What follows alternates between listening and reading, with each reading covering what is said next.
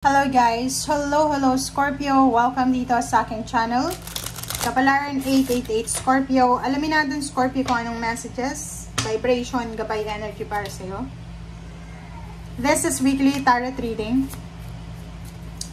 Scorpio, tingnan natin kung anong messages, vibration, energy. Please like, share, and subscribe. Pakipress ang notification bell button kung ikaw ay bago lang sa aking channel. Okay. Scorpio bouquet. Wow, the bouquet is number 9. Hindi naman Valentine's Day, Valentine's month, pero may mga Scorpio dito, syempre babae ka. Posibleng makatanggap ka ng flower or bouquet of flowers. And posibleng, eto hindi literal siyang bouquet talaga flower. Pwedeng may magkaka-interest sa'yo, may magkakagusto sa'yo. Same with the Pisces. Panoorin mo yung Pisces kasi sa Pisces ganun din eh. Dito talaga sa inyo, literal na sinasabi na kung in a relationship ka, nasa committed relationship ka na umiwas ka dito. Okay?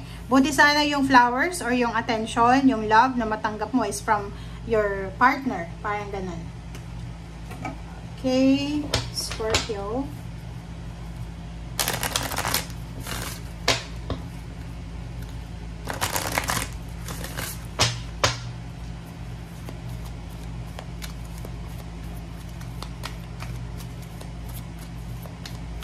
Okay, Scorpio. Wow! Scorpio, Magical Gateway. Magical Gateway, dito sinasabi ng barahan na isang unexpected to isang unexpected door, gateway, portal, ang posibleng magbubukas sa'yo, Scorpio. And kinakailangan mo ditong maging courageous, magtiwala ka sa kung ano man itong hindi sigurado na darating sa'yo. Dito sinasabi ng barahan na posibleng makatanggap ka ng salary increase, higher position, job offer, relationship offer. And dito sinasabi ng baraha kung talagang gustong-gusto mo to na ino-offer sa'yo, move forward, boldly forward without looking back. So, oras na para mag-move forward ka, sundin mo kung ano yung gusto mo. Kung alam mo na yan ay magbibigay sa'yo ng saya, ng ligaya, go for it. Okay? So, medyo hindi siya sigurado. Parang uncertainty siya. But, yun na nga, sinasabi ng baraha, parang zero the full. Hindi natin alam kung saan papunta yung journey, yung direction. But, yun, kailangan mong maging courageous. Kailangan mong tanggapin kung ano yan na darating sa'yo. Okay. First two cards tayo sa third deck. Five of Pentacles and the Hermit. Yun. If, for example, you are having financial problems, financial scarcity, marami ka bang utang, marami kang mga obligation, financial obligations, tag-ulan parang yung pera mo sa ngayon is tag-ulan. You are waiting na medyo umaraw, 'di ba? Sumikat yung araw. So dito sinasabi ng baraha na habang ikaw ay nagkakaroon ngayon ng financial problems, kailangan yung gamitin itong oras na to, itong panahon nito para makapag-reflect, mag-pray, mag-reflect, mag-isip ng kung ano yung mas magandang gagawin mo, solusyon sa problemang ito. Okay. Scorpio. Diba? Knight of Swords and then reverse na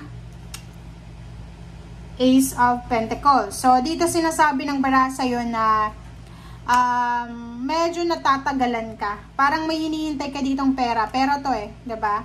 So, naghihintay ka ng pera. Pwedeng naghihintay ka ng payments, payouts, umutang ka siguro.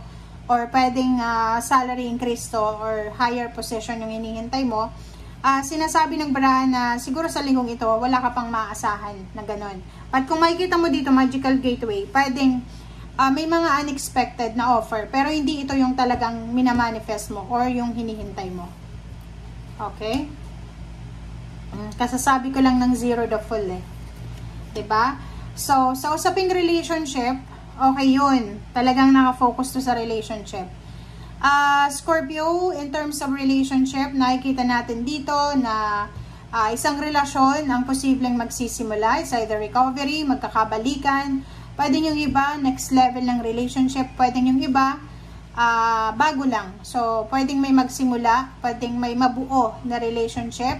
ngayong linggong ito, or yung ngayong linggong ito ay nakapagdesisyon ng dalawang taong ito na i-try nila yung possibilities na to. So, ayun, wala kang asawa, kasi kung may asawa ka, hindi natin alam kung ano yung possible na result niyan. Okay? Okay, Scorpio. Wow. Dito sa barahang to, resonated siya sa Magical Gateway. Itong Five of Swords. Sinasabi ng baraha sa'yo na may kailangan kang isuko. May kailangan kang i-let go. May kailangan kang iwanan. May kailangan kang i-abandona. May kailangan kang i-withdraw. Okay? And sinasabi ng baraha sa'yo na no looking back to Huwag mo nang balikan. Parang ganon. So, dito, sinasabi ng baraha sa'yo, Scorpio, na kung ano man to na gusto mong gawin sa ngayon, make sure talaga na wala nang balikan yan. Okay? Make sure na yan na talaga yung option, yan na talaga yung choices or choice na napili mo, and wala nang balikan. Okay? Okay. So, doon naman sa mga Scorpio na nagbi-business, may binabalak silang business, or research sila kung ano yung business na pwede nilang i-launch. Dito sinasabi na this week, kailangan mong maging mapasensya. Huwag kang masyadong magmadali. Okay? Huwag kang masyadong atat. Parang ganon. Dito sinasabi na yung iba, lalo na dito, pwede siyang collaboration, intimate collaboration. Huwag kang atat magpakasal. Huwag kang magmamadaling makipag-live-in. Huwag kang magmamadaling sagutin yung manliligaw mo. Huwag kang magmamadali na mag-say yes sa linggong ito, lalo na in terms of relationship. Okay, the World card. And, diba? So, dito sinasabi ng baraha, isang plano mo, Scorpio, isang ultimate plan mo to Isang plano mo ang posibleng matapos na. Nandito na. Diba? The World card.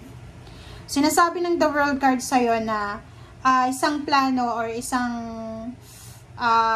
goals mo sa buhay ang posibleng matupad mo sa linggong ito, or unti-unti mo siyang matutupad. So, on the way ka na papunta dito sa celebration. So, this week may mga rason para mag-celebrate ka. Pwedeng isa sa mga rason na magse-celebrate ka kasi pwedeng tapos na yung hinihintay mo, pwedeng naghihintay ka ng kasal, naghihintay ka ng salary increase, higher position, or mag-travel, visa, contract signing, or ano man tong hinihintay mo.